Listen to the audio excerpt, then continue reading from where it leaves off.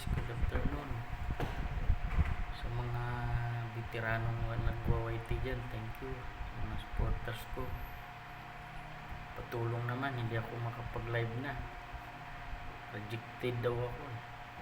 Anong ginagawa nyo? May solusyon pa ba na maibalik yung pagla-live? Puro wala na. Kasi hindi na ako makapag-live. Yung may mga marunong dyan, paturo naman. Kasi hindi ko alam paano ibalik eh.